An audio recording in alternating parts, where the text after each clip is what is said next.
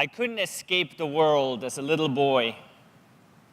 When I was 6 years old, my parents bought me a globe, and they put this globe next to my bed. Now, this globe came in very handy because my parents always wanted me to go to sleep too early. And I didn't want to sleep, but when I turned on the light in my room, they could see it from the outside. They would come and they would turn it off. So this globe had a light inside, but it was dimly lit, so I could turn it on and they couldn't see. And for hours, I would stay awake. I would spin the globe and spin the globe. And because I was so bored, I started reading what was on the globe. There were big words on the globe. Those were the countries. And there were underlined words. Those were the capitals. And after about 18 months, I knew most of the countries and the capitals of the world. So while that was good, I didn't actually know where my own country was. See, Switzerland, where I was born, is a very small country. And on the map, there was some strange abbreviation for it. And there was nothing written like Schweiz, which is Switzerland in my native tongue. So I saw a country on the map that looked really big and looked really powerful. And it had an abbreviation, SSSR. So I decided for myself, this must be my country. And I thought for the longest time that my Switzerland was the Soviet Union. How disappointed I was when I found out it was not that great. When I became an adult, I started traveling to all these places. Now, I haven't visited all of them. I'm at about 117 countries and territories. And one of my key interests always is in the economies of the countries. How do the economies work? How do they affect the people? And how do they interact with each other? One of my most interesting economic debates I had in North Korea with my North Korean guide. When I asked my North Korean guide about the North Korean economy, he assured me it was the best economy in the world. When I asked him why, he said, you see, where you come from in the West, in Western Europe, in the United States, you have unemployed people. You have people that live on the streets, while in North Korea, everybody has a job. We have full employment. That's why North Korea is the best economy in the world. I was able to snatch this picture. In North Korea, you're not allowed to take picture of people. But I was able to take this picture of a traffic lady. And she clearly illustrates what full employment means. They don't have traffic lights in North Korea. They have people doing it. Can you imagine our European economy or our Western economy if we replaced all the machines and all the tools we use with people? How amazing would that be? We would have no unemployment. Or would it be? Well, maybe not, because North Korea is not a good economy, and certainly not a striving one. In contrast to North Korea is the United States. Until last year, the US was the world's leading economy, the largest in the world. And what's impressive to me, it had this spot for over 100 years. What's so powerful about the US economy is the capitalism it has exported to all over the world. There are two aspects to this capitalism that I find most powerful. The US attitude towards entrepreneurship and its entrepreneurial spirit, which is exactly what led me to the United States when I was 16 years old. Second is the middle class, a strong, striving middle class, which is necessary for a strong economy. But when I look at the US economy and when I look at capitalism today in the world, I am concerned. I am concerned about the sustainability, and I'm concerned whether this capitalism I have enjoyed is going to stay with us because of a rising trend in income inequality. The top 1% of the world today owns 50%, and the bottom 99% owns another 50%. How does that sound to you? The bottom 99%? Doesn't sound right, does it? And it doesn't sound sustainable. And it's even less sustainable when the prediction is that the top 1% goes to 51% next year, 52% the year after, and 54% by 2019. When looking at the last 20 years, income inequality has really risen rapidly. But why is that? What happened in the last 20 years? We all got connected to the internet. Connectivity rose. But is there really a link between connectivity and income inequality rising? When looking at connectivity, this illustrates more than 2 billion devices being shipped this year. When I started thinking about income inequality, and when I started thinking about connectivity in 2009, more than 2 billion people were connected to the internet. Today, it is over 3 billion people. But when I first think of connectivity and internet and the world, I think of good things. We get connected, which means we get closer to each other. Information is more freely available. And when we look at changes that happen in countries, regime changes, democratic movement as a result of connectivity, that's all a very good thing. So I started thinking more about it. And I was asking myself, so is connectivity connected or not? And I found something that is highly disturbing. I found that in today's world of connectivity, we have a very strange economic phenomenon. It's a phenomenon where billions of people work, contribute content and actions for free, and very, very few reap massive economic gain. Because people work and contribute for free, I'm calling this economic phenomenon freeism. How does freeism actually work? I participated in freeism this morning. I participated last night. So have most of you, and you don't even know it. In freeism, you use the internet as you do every day. You use it for free. But while you use the internet, what actually happens is that due to your actions, economic gain is created. Now, this economic gain is large, very large. But what happens with this economic gain? It goes to very few. Now, think about it. The way I define freeism, billions of people work, contribute content and actions for free, and very, very few reap all economic gain. In a system where billions of people work for free and only very few reap all the gain, income inequality is virtually built in. Now, I'm not saying that freeism is the reason for rising income inequality, but what I am saying is it's a reason for it, a reason most of us have never thought about. In 2009, I had a vision. I had a vision of a more fair world, because when I think of freeism, what comes to my mind, it's not fair. It just isn't. It doesn't make any sense.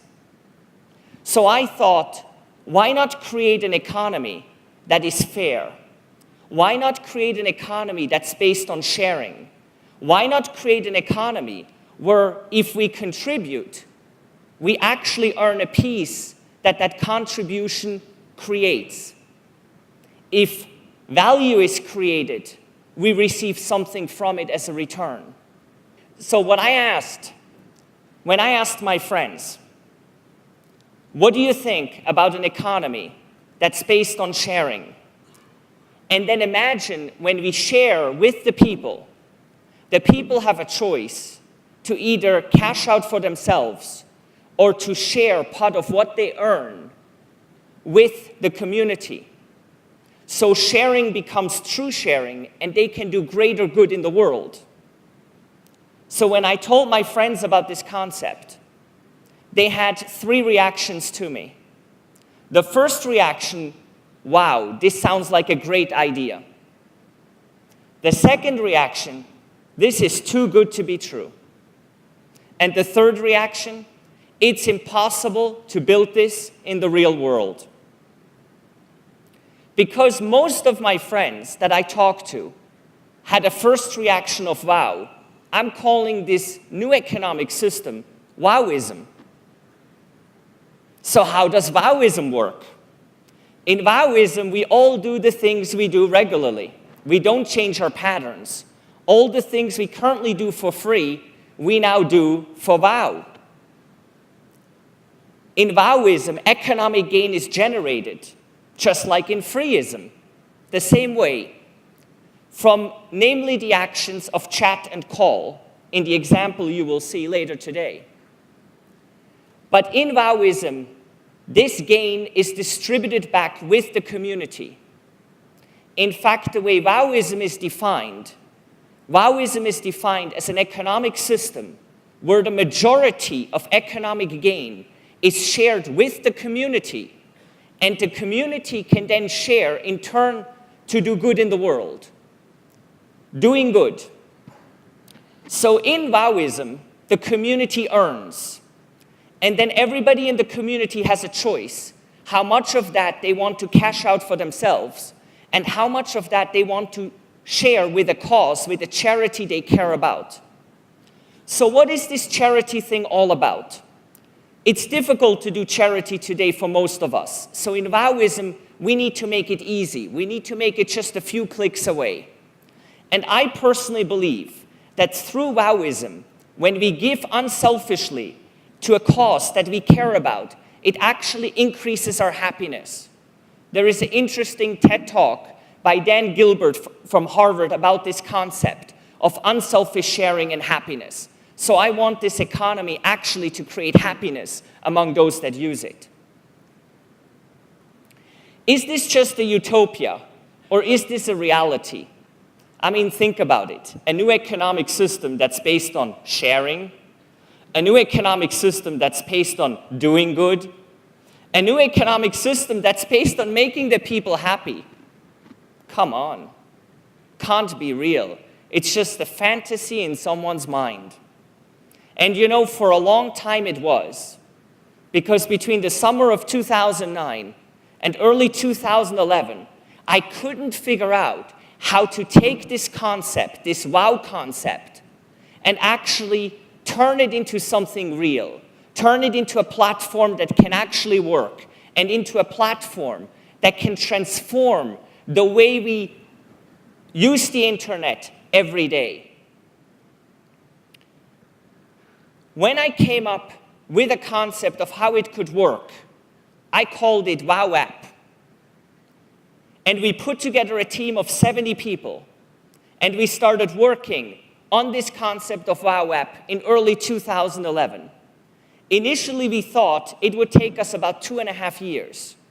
We knew we were building a new economy, but we weren't really thinking about it. We thought it was more like an app, a platform. But in reality, it turned out to be much more complex than that. Wow App is, Wowism in reality, a new economy. And after nearly 5 years, we finally released it to the world just a few weeks ago. Now in Wow App, 70% of all revenue margin is shared with the community in real time. The community then chooses how much of that they want to share with themselves by cashing out, or how much of that they want to share with a charity and cause they care about. Now, it is important to mention that I don't believe Wowism and Wow App is the solution to income inequality, but I think it's a step in the right direction. So, whereas connectivity brought us freeism, it is connectivity that can set us free from it. Ladies and gentlemen, let me end my talk with the world premiere of the Wow App Manifesto.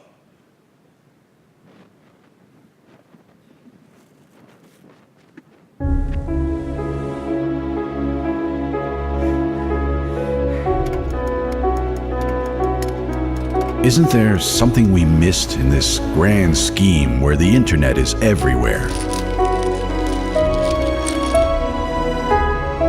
When did something that was supposed to connect the world start to isolate us from one another?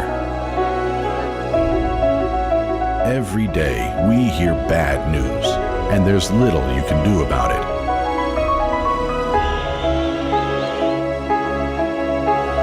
How come the more the internet lets us know, the less it makes us feel?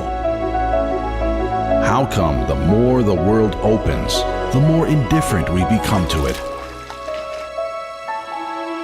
But what if I told you there's a new way anyone can do good?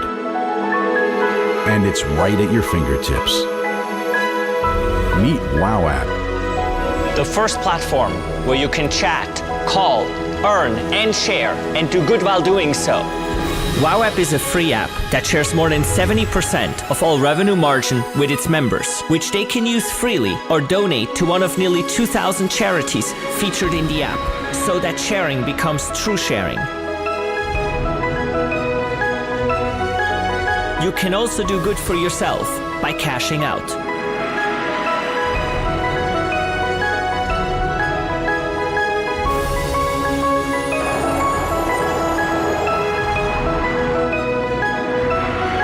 The more we come together, the more we can make the world a better place. Join the WOW app community and discover the power of sharing. Let's make a difference in this world. It's time for WOW.